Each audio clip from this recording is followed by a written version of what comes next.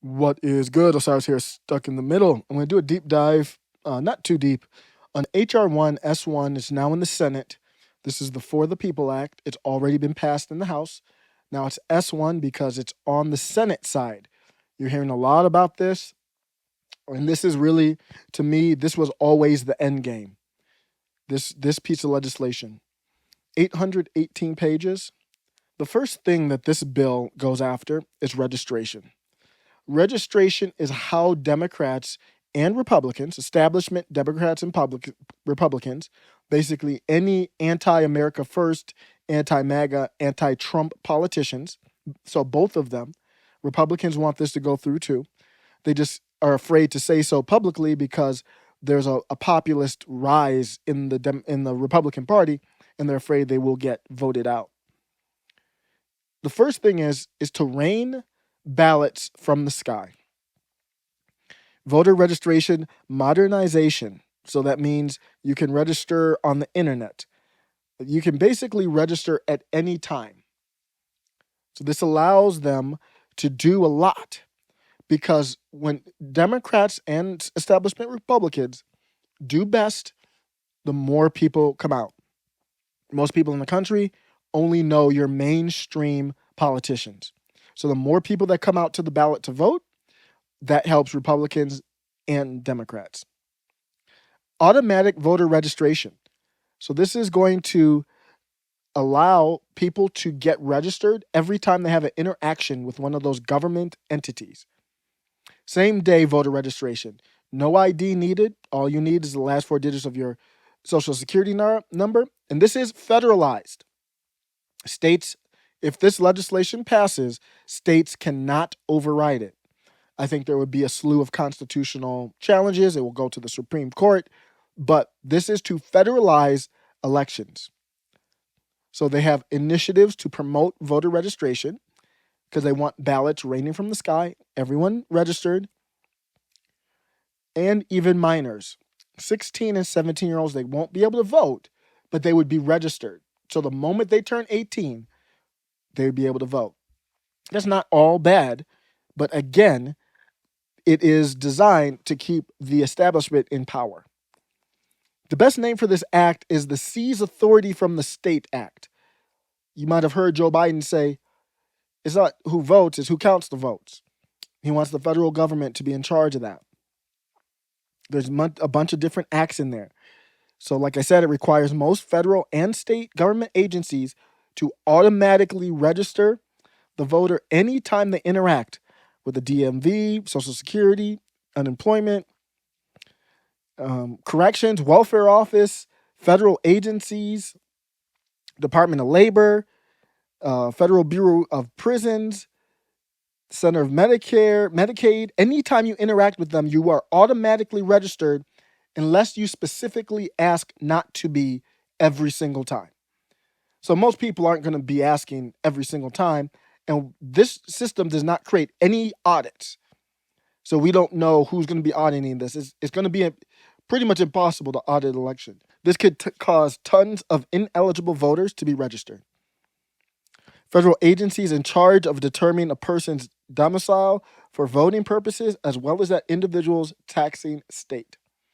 The federal government decides that. Like I said, it requires the registration of 16 and 17-year-olds. Now you know why they are indoctrinating kids. They want to indoctrinate them into the establishment, get them voting. Convicted felons, even if the state has prohibited, they would be able to vote. If you are a convicted felon and you've already done your time, personally, I think you should be able to vote. But if you are on parole or in prison, absolutely not.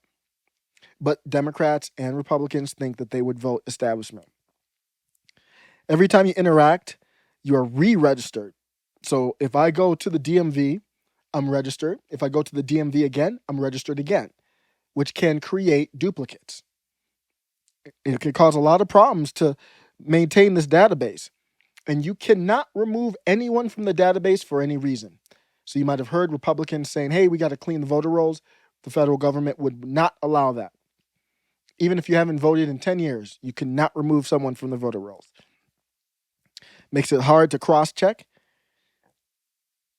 States must allow same-day registration, like I said, and correction. Anyone can show up. I'm Jay Smith and I'm eligible. Then you have to do a statement under oath, but you are not allowed to ask for any form of ID. So I can go up to the election facility on election day, say, my name is Jay Smith. They cannot ask me for any ID. I have to swear under oath that I'm Jay Smith, and they take the ballot.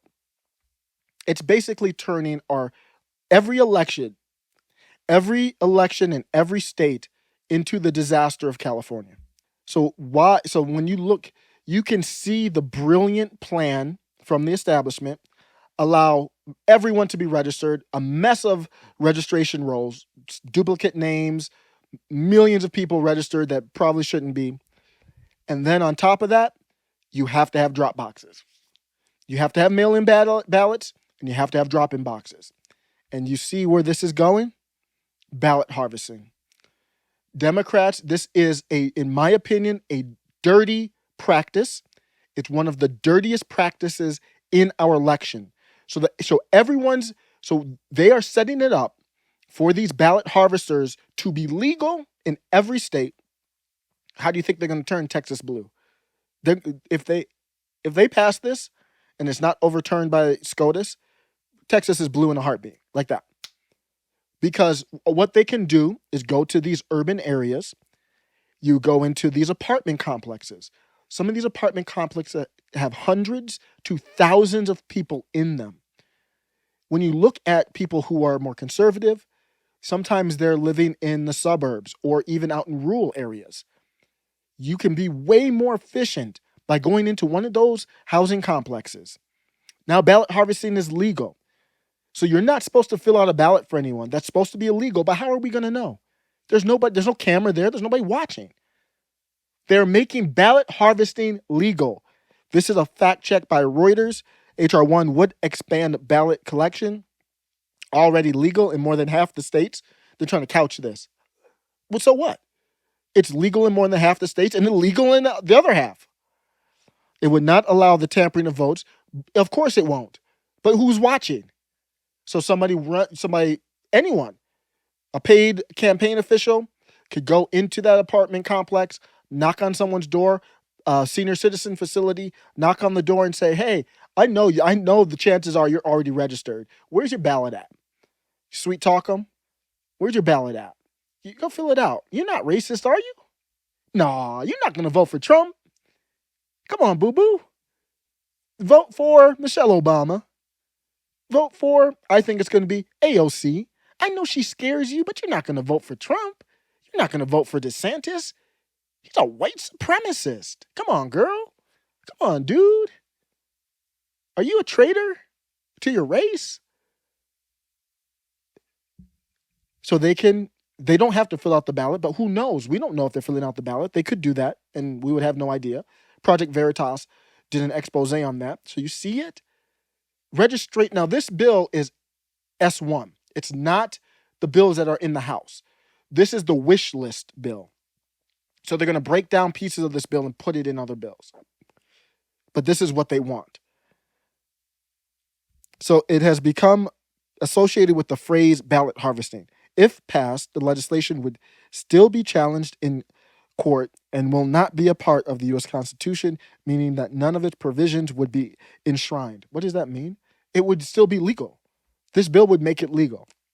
Activist groups of all stripes have long provided ballot collection to increase voter turnout. It's always for a good reason. They're not increasing voter turnout for Trump, okay? And Republicans can't do this. Republicans don't have a base, or America First candidates don't have a base that are hooked up in senior citizen facilities with hundreds to thousands of people where you can just go door to door, second after second. In an hour, how many doors can you knock? If you go into the suburbs or a rural area, how many doors can you knock in an hour? It's a numbers game. Of late, some conservatives have raised concerns about the potential for fraud or vote tampering in ballot collection and have labeled it ballot harvesting. You can call it whatever you want. Ballot collection opponents say third parties would fail to return ballots where they disagree with the votes or file ballots for imaginary voters. Of course they could. You've got all kinds of votes being printed everywhere and all over the place. There's no cross checks. There's no auditing. This is one of my pet peeves. So you have until 10 days after the election to count mail-in ballots. They call them absentees, whatever. It's mail-in ballots. You can't. Everyone is entitled for a mail-in ballot for any reason. I'm actually fine with that if you show me an auditing process to make sure that there's no fraud. So if you can't do that, then I'm not for it. So any general election, you will not know the final results until 10 days after the date of the election. Do you know how easy it is to backdate? And you have to be dated by the election date. You know how easy it is to backdate mail-in ballots, drop them off. And then after the election day, you know what votes you need. I'm not saying anything like that happened. I'm just saying it sets it up so it could. That's all it is. It's an all unlawful plan to federalize elections. First was proposed in 2019, obviously after the rise of Trump, and that's what this is all about, to squash the populist movement. The populist movement, there is none on the left. This is to squash it on the right. And if it happens to rise on the left, they would squash it as well. Provision of mail-in ballots. Now states could do signature matching, but that's it. So you're allowed in every state to mail in ballot, and you don't need any ID, you don't need anything. The state can require signature matching though. So if your signature doesn't match, they can throw it out. So subtitle N, promoting voter access through election administration improvements. Treatment of certain institutions as voter registration agencies under National Voter Registration Act of 1993. So what this is doing is this is talking about colleges. Democrats in particular, this one is mostly Democrats. Democrats are frustrated that young people don't vote more.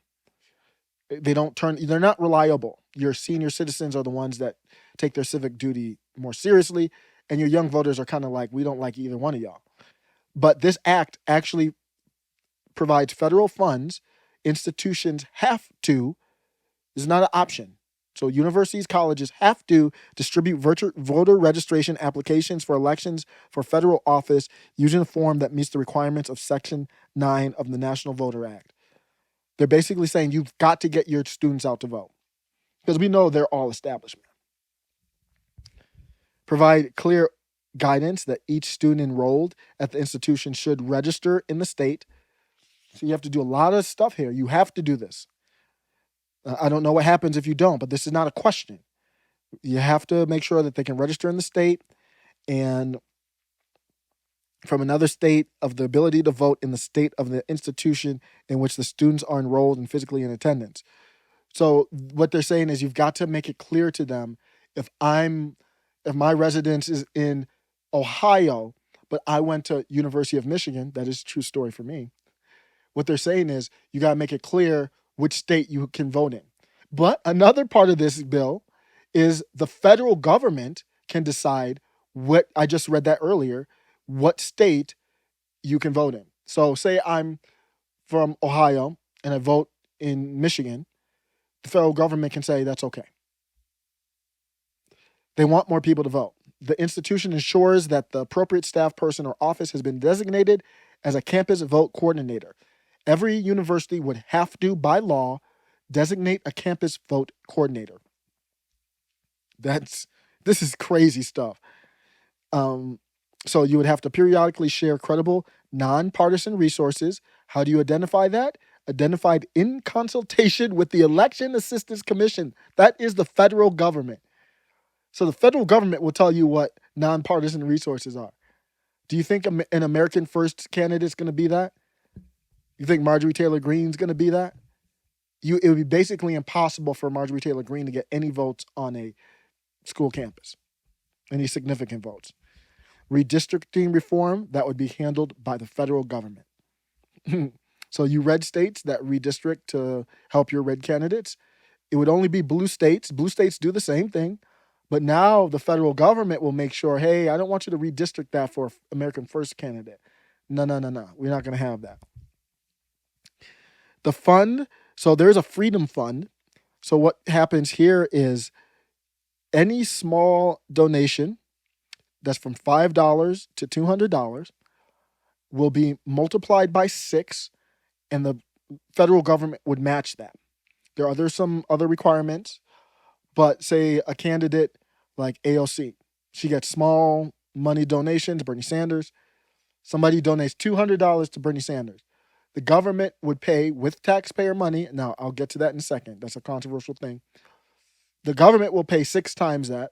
So $1,200 plus 200, Bernie would get $1,400. There's no real populist on the left. This would help candidates like Marjorie Taylor Greene, but they're looking at other ways to freeze her out, as I said. The controversy is it's funded through fines of corporations. It's not directly taking taxpayer money, which would be illegal. But I argue if you fine a corporation, that money could have been used for the public good. So I think that's taxpayer money, because now you have to use taxpayer money to do what you would have done. HR1 seeks to change that by establishing a public financing system for those races in the hopes of giving more average Americans a more even playing field, according to the text of the bill. This is the 6-to-1 small donation. My take is just give every American $1,000 voting dollars, and you can use it for whoever you want. If you really cared, you don't need to do this matching of small dollar donation. That's because you want to control that. Nancy Pelosi gets a ton of small dollar donations. So if they said instead of matching, they said, hey, you get $1,200 for funding any federal candidate. I'm not taking that for Nancy Pelosi. That would empower other candidates. That's not what they did. It's not the For the People Act. It's for the Uniparty Act. This one is crazy. I'm almost done here. Thanks for sticking around. Hopefully this isn't too boring. A distribution by covered foreign national described in this section would compensate any person for internet activity that promotes, supports, attacks, or opposes the election of a clearly identified candidate for federal, state, or local office. Let me tell you what that means.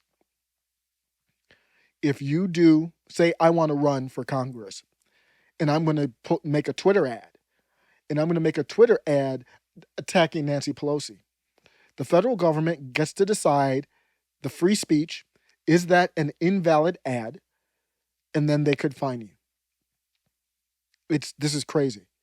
So they could say, hey, you can attack Marjorie Taylor Greene, but we don't want you attacking Nancy Pelosi. It also establishes websites would have to keep track of every political ad.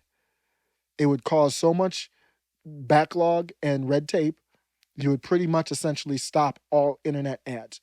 So a guy like Andrew Yang, who came up, small dollar donation, internet ads, would have a much harder time. That's all I had. There's a lot more in the bill. But let me know what you think. And if you know any more, or if you have any corrections, because this stuff is hard to interpret.